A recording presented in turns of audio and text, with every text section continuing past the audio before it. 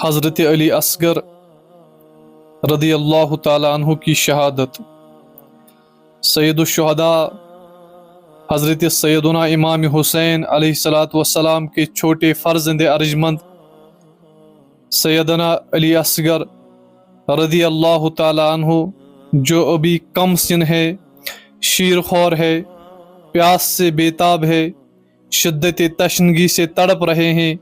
دشمنان اسلام یزیدیوں نے میدان کربلا میں نہر فرات کا پانی 7 محرم الحرام سے بند کر رکھا ہے۔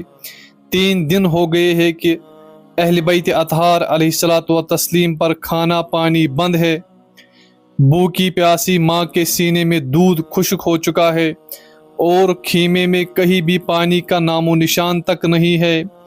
ایسے عالم میں اس ننھے بچے کی خشک زبان کبھی باہر آتی ہے اور کبھی بے چینی سے پورا بدن ہلنے لگتا ہے اور گش کھا کر بے ہوش ہو جاتا ہے۔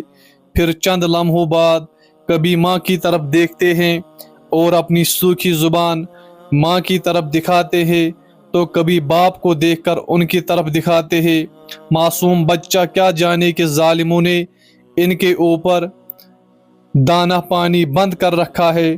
جب اس ننھے بچے کی بےتابی حد سے زیادہ بڑھ گئی تو حضرت رباب بن عمرہ القیس، جو کہ علی اصغر رضی اللہ تعالیٰ عنہ کی والدہ ہیں، بچے کو گود میں لیے حضرت امام علی مقام علیہ السلام کی خدمت میں حاضر ہوئی اور عرض کیا، میرے سرتاج، اب علی اصغر کی پیاس اور بےتابی دیکھی نہیں جاتی، اس کو گود میں لے کر جائیے اور ظالموں کو دکھائیے، شاید ان سنگ دلوں کو اس بچے کی پیاس اور بےتابی پر ترس آ جائے، پانی کے چند گھونٹ اس کو دے۔ یہ ننھی سی جان 6 مہینے کا علی اصغر نہ جنگ کرنے کے لائق ہے اور نہ میدان کارزار کے قابل۔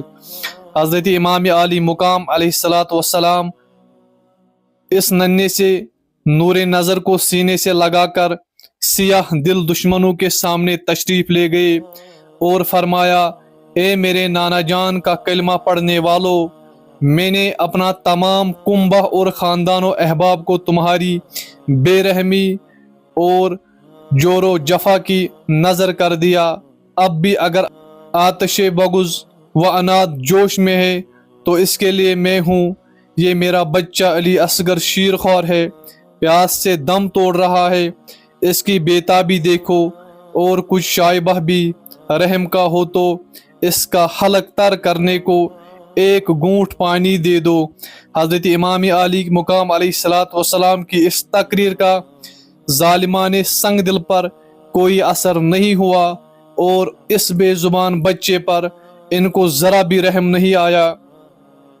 بجائے پانی کے ایک بدبخت ازلی حرملہ بن کاہل نے تیر کا ایسا نشان باندھ کر مارا کہ حضرت علی اصغر رضی اللہ تعالیٰ عنہ کے حلقے مبارک کو چھیدتا ہوا امام پاک علیہ السلام کے بازو میں پیوست ہو گیا۔ حضرت امام علیہ السلام نے تیر کھینچا تو حضرت علی اصغر کے گلے سے خون کا فوارہ جاری ہو گیا اور بچے نے تڑپ کر باپ کی گود میں جان دے دی رضی اللہ تعالیٰ عنہ۔